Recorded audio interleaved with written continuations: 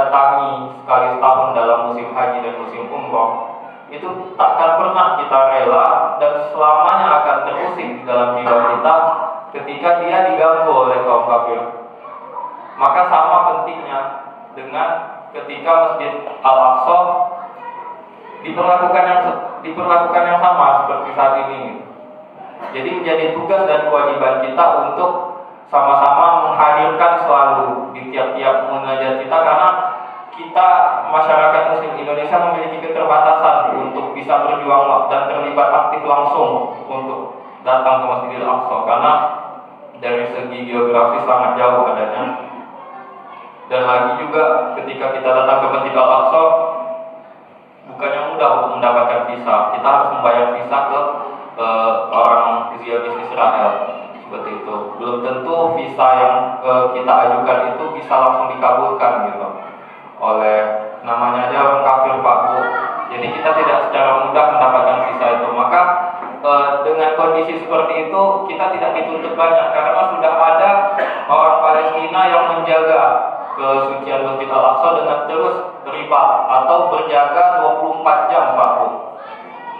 Udah nggak peduli lagi anak istrinya, keluarganya akan menghadapi kematian. Namun mereka walaupun nggak peduli dengan anak istrinya, paling mereka pedulikan adalah nyawa mereka itu tidak ada artinya ketimbang kesucian Masjid Al-Aqsa. Nah, kita nggak dituntut untuk hal seperti itu. Kita hanya dituntut untuk setidaknya Pak Bu, kita selalu resah selama Masjid Al-Aqsa belum merdeka, belum dibebaskan.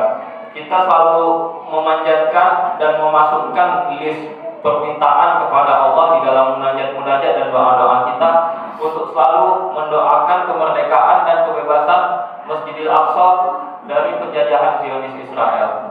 Maka saya mengajak lagi-lagi di subuh yang berbahagia ini untuk sama-sama kita selalu selipkan Masjidil Aqsa menjadi bagian yang penting dan utama di dalam doa-doa kita. Bapak Ibu yang dimuliakan Allah, semoga tazkirah yang di awal ini bisa membuka pikiran kita dan hati kita untuk sama-sama berjuang. Karena lagi-lagi umat Islam PR-nya nggak hanya persoalan pribadi kita saja Pak Bu, tapi persoalan umat Islam adalah melebihi batas-batas geografi dan nasional gitu. Karena kita disatukan oleh kekuatan akidah, yaitu akidah Islamiyah. Kemudian Bapak Ibu yang dimuliakan Allah, pada kesempatan di pagi yang berbahagia ini saya izin untuk mengingatkan diri saya dan kita semua terkait suatu hal yang sebenarnya sangat umum kita dapati di kehidupan keseharian kita, yaitu keberkahan umur. Bapak Ibu yang dimuliakan Allah, sering kita mendengar ketika pasangan kita, kerabat kita, andai tolan, anak-anak kemenakan kita mendapatkan kabar gembira, sering kita mendengar, wah, masya Allah, selamat ya, semoga berkah, semoga Allah berkahi, barakallahu fikum, barakallahu fi umri. Nah, ketika anak kemenakan kita ulang tahun, biasa kita sudah umum di masyarakat kita untuk mengucapkan barakallahu fi umri. Bapak Ibu yang dimuliakan Allah, sesungguhnya keberkahan ini adalah sesuatu yang kita cita-citakan dan kita idam-idamkan tiap hari. Betapa tidak kita selalu menginginkan rezeki yang bertambah-tambah. Kita selalu menginginkan dan mencita-citakan di usia tua kita masih bisa bermain dengan anak cucu kita, memiliki waktu yang berkah, memiliki rezeki yang berlimpah, mempunyai anak keturunan yang soleh-solehah. Itu semua tidak pernah kita luput dari cita-cita dan keinginan kita, Bapak Ibu yang dimuliakan Allah. Maka Bapak Ibu yang dimuliakan Allah, itu semua adalah salah satu dari sekian banyak bentuk keberkahan. Menurut Dr. Nasir bin Abdul Rahman dalam kitabnya At-Tabarruk wa Anwa'uhu wa Ahkamuhu, berkah itu berasal dari akar kata barokah yang bermakna as-subut wal luzum, yang bermakna tetap terus melekat. Maka dari itu berkah yang tadi kita singgung di awal ialah sesuatu hal yang selalu melekat di dalam kebaikan yang kita idam-idamkan. Ibnu Faris dalam kamusnya juga menguatkan makna yang serupa dengan kata yang disampaikan oleh Dr. Nasir bin Abdul Rahman tadi. Kemudian pakar nahwu, penemu ilmu nahwu yaitu Imam Khalil bin Ahmad Al-Farahidi mengatakan bahwa makna lain dari barokah adalah, Bapak Ibu yang dimuliakan Allah, bisa digambarkan terhadap segerombolan unta yang sedang minum, yang sedang berkumpul dan minum dari oase yang ada di padang pasir. Nah, orang Arab menyebutkan fenomena seperti itu dengan sebutan kata barokah, Bapak Ibu yang dimuliakan Allah. Maka digambarkan dengan kalimat barokah itu segerombolan unta yang kehausan kemudian menemukan oase di tengah padang pasir yang tandus dan panas. Itu mereka minum sepuas-puasnya, sekenyang-kenyangnya, dan mereka merasakan kesegaran di saat di sekeliling mereka adalah padang pasir yang tandus lagi panas. Maka ini bisa menjadi gambaran bagi mewakili dari kata keberkahan itu adalah sesuatu yang kita rasakan kenikmatan walaupun situasi kita sedang sempit, Pak.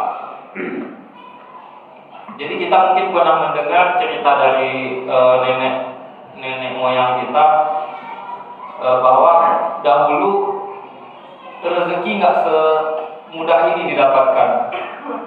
Dulu uang nggak sebanyak ini mungkin ada di rumah-rumah yang dimiliki orang tua dan nenek kita. Tapi hidup mereka selalu tercukupi. Itu kenapa? Karena mereka mendapatkan keberkahan, Pak Bu. Nasi yang sedikit bisa dimakan oleh mereka sekeluarga dan anak-anaknya yang banyak. Belum ada program KB dulu, jadi anak-anak orang tua kita ada 5, 10, bahkan 15 gitu. Itu bisa tercukupi rezekinya. Karena apa? Karena keberkahan itu. Tadi sejalan dengan makna yang disampaikan oleh Imam Khalil bin Ahmad Al-Farahidi, bahwasanya keberkahan dalam literatur bahasa Arab digambarkan dengan fenomena yang seperti saya sampaikan tadi, unta yang di tengah padang pasir di saat semuanya itu susah, tapi dia merasa kenikmatan. Nah, itulah yang bisa mewakili makna berkah. Ia mewakili sesuatu yang tumbuh, mewakili sesuatu yang an-nama, berkembang, kemudian mewakili sesuatu yang ziyadah, selalu bertambah. Walaupun nampak fisiknya tidak bertambah, namun kita merasa cukup, hati kita lapang, sehingga kita merasa itu udah lebih dari cukup rezekinya. Walaupun mungkin orang menganggap rezeki kita nggak banyak gitu, kita cuma punya sekarung beras untuk 1 bulan atau 3 bulan ke depan, tapi itu cukup untuk kita hidup dan kita tidak meminta-minta, kita tidak merepotkan handai taulan masyarakat sekitar kita, karena kita sudah merasa cukup. Itulah yang dinamakan keberkahan, Pak Bu.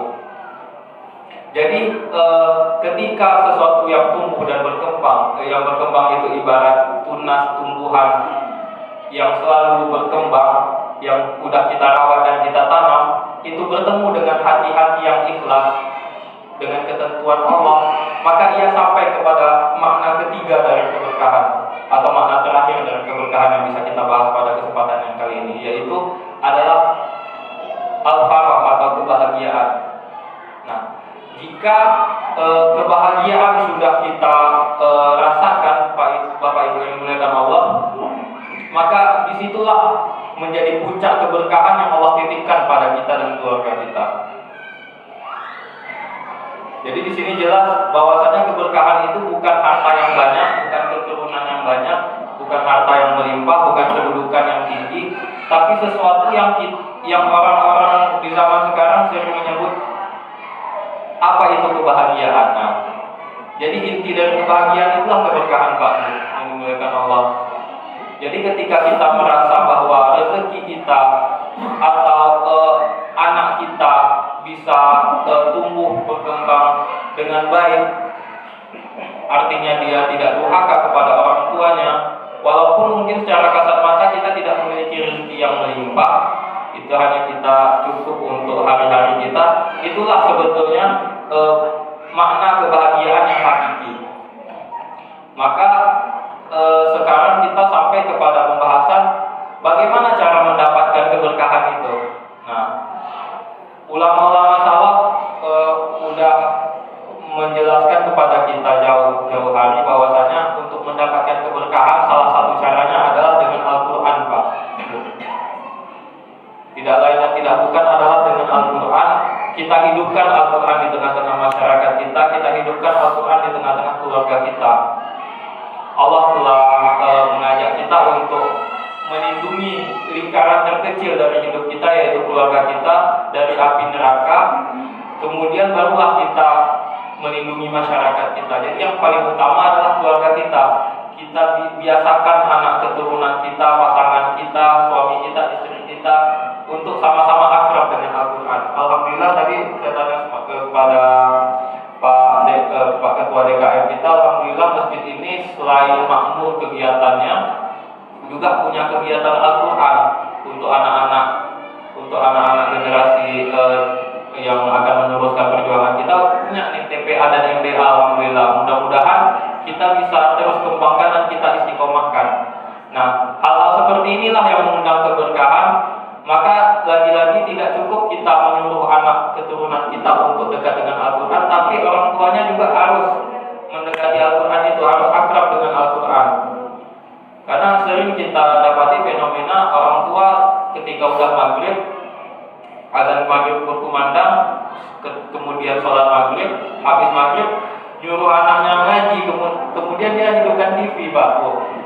Nah, ini sebetulnya sesuatu hal yang bertolak belakang gitu. Bagaimana mungkin kita mengharapkan anak keturunan yang soleh, tapi orang tuanya tidak menuju kepada kesolehan itu gitu. Dia mengharap anaknya saja soleh, tapi dia tidak mencontohkan, karena anak-anak itu adalah peniru yang paling ulung. Dia akan meniru sesuatu hal yang di sekitarnya yang dia lihat gitu. Tidak peduli itu baik atau buruk gitu.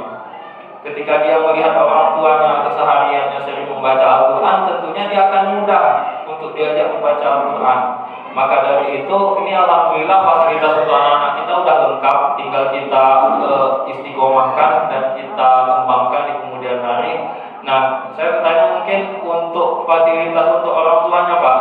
Nah, untuk orang tuanya apakah sudah ada? Tadi alhamdulillah kita dengar imam kita, masya Allah, suaranya dari segi baca Quran tartil, dari segi hafalannya mungkin, insya Allah. Nah, itu bisa kita manfaatkan keberadaan beliau di sini untuk mengajarkan orang tua Al-Quran gitu. Karena tidak ada di saat wabah yang menjadi sekarang ini, di saat unit-unit usaha makin sulit, di saat ikhtiar kita mencari rezeki makin sempit, pergerakan kita makin dibatasi, itu tidak ada yang bisa kita harapkan kecuali dengan keberkahan, Pak. Ya.